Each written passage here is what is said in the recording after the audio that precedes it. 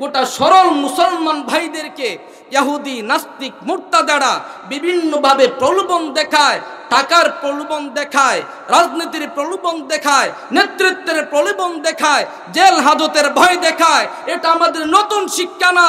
ইসলামের জন্য আলিম উলামাগণ পূর্ব জীবন দিয়েছেন, আজও দিচ্ছেন। কিয়ামত পর্যন্ত যদি এক সাগর রক্ত নয় লক্ষ সাগর রক্ত যদি দিয়া ইসলামের পতাকা উড্ডীন করার জন্য আপনার আমার জান যদি কুরবান দিতে হয়, আপনি আমি আল্লাহর রাস্তায় নিজের জান কুরবানি দিতে প্রস্তুত আছি কিনা বলো? ভাইয়েরা আমার, বলছিলাম আলেম উলামাগণ নির্যাতিত নিষ্পেষিত আজ নতুন না। এই আলেম উলামাগণের সঙ্গে কারো কোনো বিরোধ নাই, শত্রুতা নাই। শত্রুতা হলো একটাই, আলেম উলামাগণ কোরআনের কথা বলে, ইসলামের কথা বলে, এর জন্য আলেম উলামাগণ দেশের শত্রুতে পরিণত হয়েছে। ভাইয়েরা আমার, আমাদের আপনাদের সবার মনের একটাই ভাষা, আমরা যদি মৃত্যুবরণ করতে হয় আমরা বুকের তাজা রক্ত বিলীন করে দেব, বুকটা উজাড় করে দিয়ে বলবো যত বুলেট লাগে চালাও বুকে, যত গুলি তুমি চাও চালাও। এই নাস্তিকের দলেরা চালা গুলি, নাস্তিকের দলেরা আমাকে দুনিয়া থেকে শেষ করে দেয়, কিন্তু তারপরেও বিন্দু পরিমাণ সময় ইসলাম থেকে আমরা কখনো দূরে যেতে পারবো না, ঠিক কিনা? এই জমিনে আসমানে রাজত্ব চলবে কার? আল্লাহ রাব্বুল আলামিন তার কালামের মধ্যে বলেন, ওয়ালিল্লাহি মুলকুস সামাওয়াতি ওয়াল আরদ ওয়াল্লাহু আলা কুল্লি শাইইন কাদির।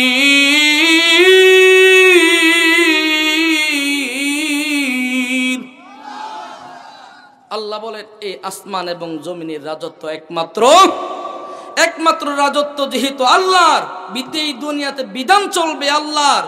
আমরা সর্বাবস্থায় আল্লাহর বিধান নবীর তরিকা অনুযায়ী চলবো কি চলবো না? বদর প্রান্তরে যুদ্ধ যখন বেঁধে গেছে, এমত অবস্থায় আবু উবাইদা রাদিয়াল্লাহু তাআলা আনহু পয়গম্বরে আরবি সাল্লাল্লাহু আলাইহি ওয়াসাল্লামের পাহারারত অবস্থায়, এমত অবস্থায় আবু উবাইদার পিতা আব্দুল্লাহ বিশ্ব নবী মুহাম্মদুর রাসূলুল্লাহ সাল্লাল্লাহু আলাইহি ওয়াসাল্লামকে হত্যা করার জন্য সামনে যখন অগ্রসর হয়েছেন, প্রথমবার আবু উবাইদা ইবনুল জাররাহ পিতা আব্দুল্লাহর সামনে গিয়া সীসা ডালা প্রাচীরে নিয়ে তিনি দাঁড়ায় গেছেন আর বললেন, সাবধান সাবধান, হে আমার পিতা ও আব্বাজান নবী সাল্লাল্লাহু আলাইহি ওয়াসাল্লামের দিকে আর এক পা অগ্রসর হবে না।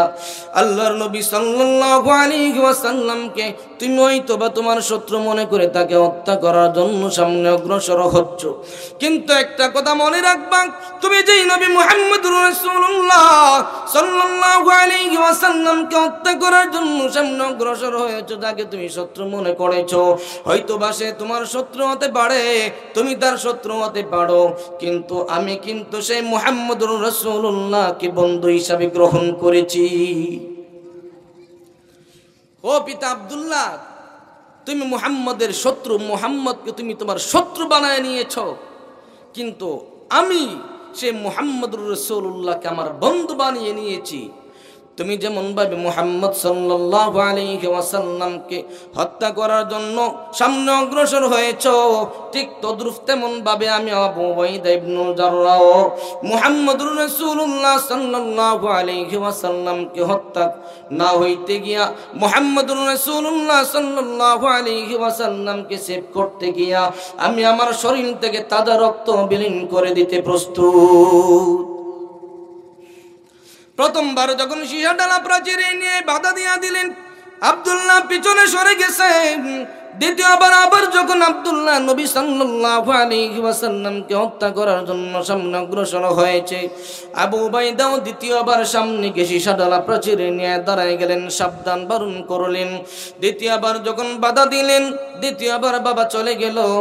তৃতীয়বার পুনরায় যখন আবু উবাইদার সামনে আব্দুল্লাহ নবী সাল্লাল্লাহু আলাইহি ওয়াসাল্লামকে হত্যা করার জন্য অগ্রসর হয়েছে, এবার আবু উবাইদা তৃতীয়বার বাধা দিলেন, বললেন, সাবধান, তুমি তুমি সাবধান, নবী মুহাম্মদুর রাসূলুল্লাহর উপর আক্রমণ করতে পারবে না, পিছনে চলে যাও। তৃতীয়বার বাধা দিয়ে যখন দূরে সরায় দিয়েছেন, এমত অবস্থায় চতুর্থবার পুনরায় আবার যখন আব্দুল্লাহ সামনে অগ্রসর হয়েছে, এবার আবু উবাইদা ইবনে জাররাহ নবী মুহাম্মদুর রাসূলুল্লাহ সাল্লাল্লাহু আলাইহি ওয়াসাল্লামকে যখন আব্দুল্লাহ হত্যা করতে গেল, চতুর্থবার আর বাধা দিলেন না।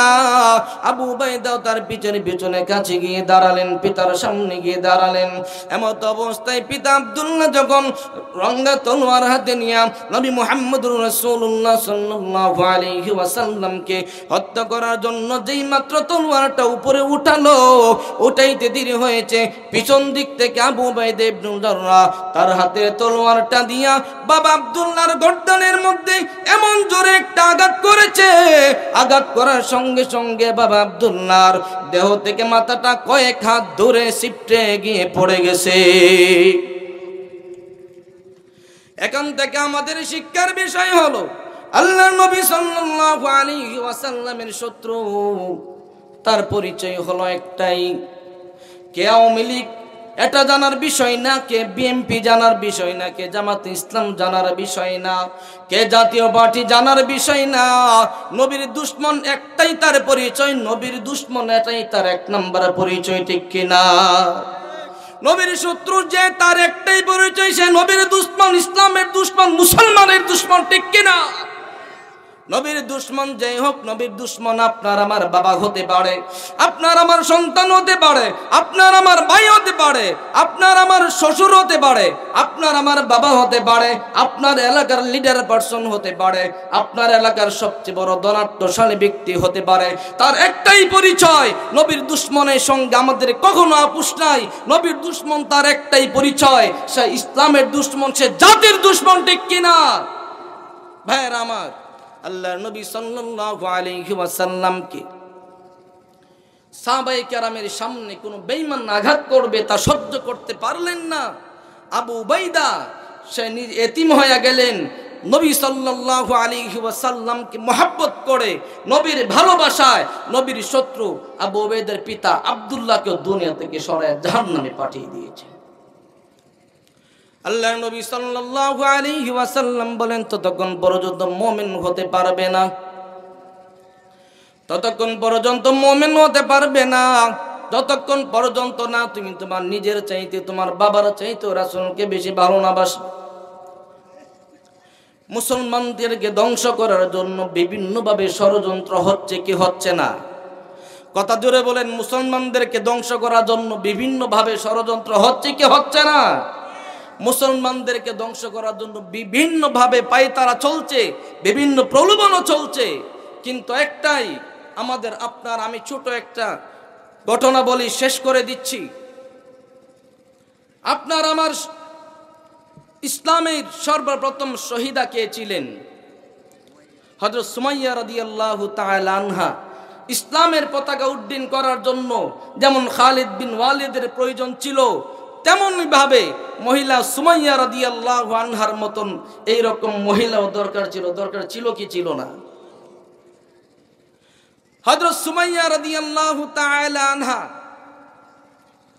ইসলাম ধর্ম যখন গ্রহণ করলেন, তার সন্তান আম্মার রাদিয়াল্লাহু তাআলা আনহু তিনিও ইসলাম ধর্ম গ্রহণ করেছেন। সুমাইয়া রাদিয়াল্লাহু তাআলা আনহা এবং আম্মার রাদিয়াল্লাহু তাআলা আনহু উভয় মা এবং সন্তান দুইজন একসঙ্গে রাস্তায় হাঁটতেছেন ভোরবেলায়। হঠাৎ আবু জাহেলের সামনে তারা পড়ে গেল। আবু জাহেলকে চিনেন সবাই? ইসলামের বন্ধু না শত্রু? আরো দূরে বলেন, ইসলামের বন্ধু না শত্রু? নমরুদ ইসলামের বন্ধু না শত্রু? তারা যত বড় ক্ষমতাধরী ছিল, কিন্তু এই দুনিয়ায় তারা চিরকাল থাকতে পারে? যারা ইসলামের বিরুদ্ধাচরণ করেছে, যেমন নমরুদ ইসলামের বিরুদ্ধাচরণ করেছিল, তার সর্বশেষ পরিণতি কি হয়েছে? তার ইন্তেকালের সময় জুতা দেয়া আঘাতপ্রাপ্ত হয়ে আসে, দুনিয়া থেকে চিরবিদায় নিয়েছে, ঠিক কিনা? এটাই আপনার আমার শিক্ষা। যেই সমস্ত লোকেরা ইসলামের বিরোধিতা করে, কোরআনের বিরোধিতা করে, আলেমুল ওলামার বিরোধিতা করে, তাদের একটা থেকে এই ঘটনা থেকে শিক্ষা নেওয়ার প্রয়োজন। ইসলামের শত্রু যত বড়ই ছিল নমরুদ, তার সর্বশেষ পরিণত হলো জুতার বাড়ি, ঠিক কিনা? আপনাকে আমাকে এখনো সময় আছে, সময় থাকতে হুঁশে আসতে হবে। আল্লাহ নবী সাল্লাল্লাহু আলাইহি ওয়াসাল্লামের সাহাবিয়া সুমাইয়া রাদিয়াল্লাহু তাআলা আনহা এবং আম্মার রাদিয়াল্লাহু তাআলা আনহু রাস্তায় হাঁটতেছেন। আবু জাহেল তাদের সামনে পড়ে গেল। আবু জাহেল তাদেরকে লক্ষ্য করে বলে, সুমাইয়া, শুনেছি তুমি নাকি ইসলাম গ্রহণ করেছো, তোমার ছেলেও নাকি ইসলাম গ্রহণ করেছে। সুমাইয়া রাদিয়াল্লাহু তাআলা আনহা ডেকে বলে, আবু জাহেল, হ্যাঁ আমিও ইসলাম গ্রহণ করেছি, শুধু আমি না, আমার সন্তান আম্মার রাদিয়াল্লাহু আনহু উনিও ইসলামের একজন সৈনিক। আবু জাহেল এই কথা শোনার পর দুইটা খুঁটি আনলো। দুইটা খুঁটি এনে একটা খুঁটিতে সুমাইয়া আর একটা খুঁটিতে আম্মার রাদিয়াল্লাহু আনহুকে ভালো করে বেঁধে নিয়া এবার আবু জাহেল আম্মার রাদিয়াল্লাহু তাআলা আনহুকে বলে, আম্মার আতাতরুকিল ঈমান, ঈমান ছাড়বা কিনা বলো। যদি ঈমান না ছাড়ো, তোমার সামনে এখন তোমাদেরকে উভয়কে কঠিন মুসিবতের মধ্যে ফেলে দেওয়া হবে। এবার আবু জাহেলকে সামনে রেখে সুমাইয়া রাদিয়াল্লাহু তাআলা আনহা বলে, আম্মার সাবধান। আবু জাহেলকে ডেকে ডেকে বলে, আবু জাহেল, আমি এমন সন্তান দুনিয়াতে জন্ম দেই নাই যেই সন্তান তুমি বেঈমানের ভয়ে আল্লাহর উপর ঈমান আনা ছেড়ে দিতে পারে। এমন সন্তান আমি জন্ম দেই নাই যেই সন্তান তোমার ভয়ে, বেদিনের ভয়ে ইসলাম ছাড়তে পারে। এবার আম্মার রাদিয়াল্লাহু আনহুকে ডেকে বলে, আবু জাহেল, ও আম্মার, তুমি ঈমান ছাড়বা কিনা বলো। যদি ঈমান না ছাড়ো, তবে এই মুহূর্তে তোমার চোখের সামনে তোমার মায়ের বস্ত্র হরণ করা হবে। বলেন নাউযুবিল্লাহ। শরীর থেকে কাপড় খুলে তোমার আম্মাকে উলঙ্গ করে দেওয়া হবে। তুমি ঈমান ছাড়বা কিনা বলো। সুমাইয়া রাদিয়াল্লাহু তাআলা আনহা ডেকে বলে, আম্মার, আমার যা হবার হবে, আমার শরীর থেকে শুধু বস্ত্র খরণ না, আমার শরীর থেকে রক্ত যাবে, আমার শরীর থেকে প্রাণবায়ু যাবে, কিন্তু আমার কথা হলো একটাই, আমার জীবনের সর্বশেষ নিঃশ্বাস পর্যন্ত আমার দাবি হলো, আম্মার, তুমি বিন্দু পরিমাণ সময়ের জন্য ঈমান থেকে তুমি দূরে সরবে না। বিন্দু পরিমাণ সময়ের জন্য ঈমান থেকে দূরে সরবে না। এবার আম্মার রাদিয়াল্লাহু আনহুকে সামনে রেখে সুমাইয়া রাদিয়াল্লাহু তাআলা আনহার শরীর থেকে যখন কাপড়গুলো খুলতে আরম্ভ করেছেন, আম্মার রাদিয়াল্লাহু তাআলা আনহু চোখগুলি নিচে দিয়া কান্না ভেঙে পড়েছেন। আল্লাহ রাব্বুল আলামিনের কাছে বলে, আল্লাহ, এখন যদি জমিনটা ফেটে যাইতো, আমি না হয় জমিনে প্রবেশ করে নিতাম। সন্তানের সামনে মায়ের উলঙ্গ করা, আল্লাহ তুমি তার একটা বিহিত ব্যবস্থা করো। এদিকে সুমাইয়া রাদিয়াল্লাহু আনহাকে শরীর থেকে যখন কাপড়গুলি খুলে দেওয়া হয়েছে, এমত অবস্থায় আম্মার রাদিয়াল্লাহু আনহু নিচের দিকে যখন তাকিয়ে আছেন, এবার আবু জাহেল তার সঙ্গে আরেকটাকে ডেকে বলে, এই মুহূর্তে আম্মারের চেহারাটা উপর দিকে, তার মায়ের দিকে তাকাতে বলো, উপর দিকে উঠায়া দাও। কি বলেন ওই সময় আপনাদের কাছে শুনে আপনাদের কাছে কেমন লাগতেছে? সন্তানের সামনে মায়ের কাপড় খুলে এইরকম ভাবে আবু জাহেল যখন নির্যাতন শুরু করলো, আম্মার রাদিয়াল্লাহু তাআলা আনহুকে সুমাইয়া রাদিয়াল্লাহু আনহা ডেকে বলে, আম্মার সাবধান, তুমি বিন্দু পরিমাণ সময়ের জন্য ঈমান থেকে পিছপা হবে না, ঈমান থেকে দূরে সরবে না। আম্মা রাদিয়াল্লাহু আনহু যখন তাকিয়ে আছে, আবু জাহেল সুমাইয়া রাদিয়াল্লাহু তাআলা শরীর থেকে কাপড়গুলি খুলে একটা বর্ষণ সুমাইয়া রাদিয়াল্লাহু তাআলা শরীরের মধ্যে আঘাত করতে লাগলো। আঘাত করতে করতে লজ্জাস্থানের মধ্যে যখন আঘাত করেছে, আঘাতের কারণে লজ্জাস্থান থেকে রক্ত বের হইয়া জমিনটা একেবারে রক্তে লাল হয়ে গেছে। ইসলামের জন্য আপনার আমার মা বোনেরা তারা কতটুকু কষ্টই না সহ্য করেছেন। সুমাইয়া রাদিয়াল্লাহু তাআলা আনহার শরীরটা একবারে যখন নিস্তেজ হয়ে যাচ্ছে রক্তক্ষরণের কারণে, এমত অবস্থায় সুমাইয়া রাদিয়াল্লাহু তাআলা আনহা ডেকে বলে, হে আম্মা, আমি এখন থেকে জান্নাতের সুঘ্রাণ আমি নিতে পাচ্ছি, জান্নাতের সুঘ্রাণ আমি নাকে নিতে পাচ্ছি। মনে হয় আমি দুনিয়াতে আর বেশিক্ষণ সময় থাকবো না, মনে হয় দুনিয়াতে আমি আর বেশিক্ষণ সময় থাকবো না, এখনই মনে হয় আমি দুনিয়া থেকে চিরবিদায় নিয়ে যাব। তবে তোমার কাছে আমার একটাই দাবি রে সন্তান, আমার মৃত্যুর শেষ সময় পর্যন্ত একটা ওসিয়ত, তুমি ঈমানের উপর থাকবে, ঈমানের উপর অবিচল থাকবে। এই অবস্থায় সুমাইয়া রাদিয়াল্লাহু তাআলা আনহা ইসলামের জন্য সর্বপ্রথম শহীদা হিসাবে মহিলাদের মধ্যে নিযুক্ত হয়ে সুমাইয়া রাদিয়াল্লাহু তাআলা আনহার প্রাণবায়ু উড়ে গেল। সুমাইয়া রাদিয়াল্লাহু আনহা জান্নাতে পৌঁছে গিয়েছে। ভাইরা আমার, এই ইসলাম থেকে দূরে সরানোর জন্য আম্মা রাদিয়াল্লাহু তাআলা আনহুকে বিভিন্নভাবে প্রলোভন দেখানো হচ্ছে। এখন বর্তমানে আমাদের সমাজের মধ্যে গোটা সরল মুসলমান ভাইদেরকে ইহুদি নাস্তিক মুরতাদারা বিভিন্নভাবে প্রলোভন দেখায়, টাকার প্রলোভন দেখায়, রাজনীতির প্রলোভন দেখায়, নেতৃত্বের প্রলোভন দেখায়, জেল হাজতের ভয় দেখায়। এটা আমাদের নতুন শিক্ষা না। ইসলামের জন্য আলিম উলামাগণ পূর্ব জীবন দিয়েছেন, আজও দিচ্ছেন। গোটা সরল মুসলমান ভাইদেরকে ইহুদি নাস্তিক মুরতাদারা বিভিন্নভাবে প্রলোভন দেখায়, টাকার প্রলোভন দেখায়, রাজনীতির প্রলোভন দেখায়, নেতৃত্বের প্রলোভন দেখায়, জেল হাজতের ভয় দেখায়। এটা আমাদের নতুন শিক্ষা না। ইসলামের জন্য আলিম উলামাগণ পূর্ব জীবন দিয়েছেন, আজও দিচ্ছেন। কিয়ামত পর্যন্ত যদি এক সাগর রক্ত নয়, লক্ষ সাগর রক্ত যদি দিয়া ইসলামের পতাকা উড্ডীন করার জন্য আপনার আমার জান যদি কুরবান দিতে হয়, আপনি আমি আল্লাহর রাস্তায় নিজের জান কুরবানি দিতে প্রস্তুত আছি কিনা বলো? ভাইরা আমার, বলছিলাম আলেম উলামাগণ নির্যাতিত নিষ্পেষিত আজ নতুন না। এই আলেম উলামাগণের সঙ্গে কারো কোনো বিরোধ নাই, শত্রুতা নাই। শত্রুতা হলো একটাই, আলেম উলামাগণ কোরআনের কথা বলে, ইসলামের কথা বলে, এর জন্য আলেম উলামাগণ দেশের শত্রুয় পরিণত হয়েছে।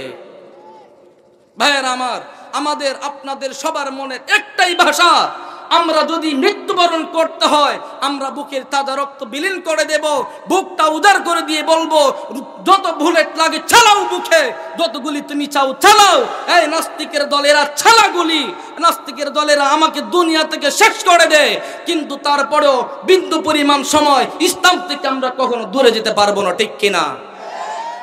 ঠিক করে বলেন। আসমান এবং জমিনের মালিক, এই কথা আপনার অন্তরে আছে কিনা? এই জমিনে আসমানে রাজত্ব চলবে কার? আল্লাহ রাব্বুল আলামিন তার কালামের মধ্যে বলেন, ওয়ালিল্লাহি মুলকুস সামাওয়াতি ওয়াল আরদ ওয়াল্লাহু আলা কুল্লি শাইইন কাদির।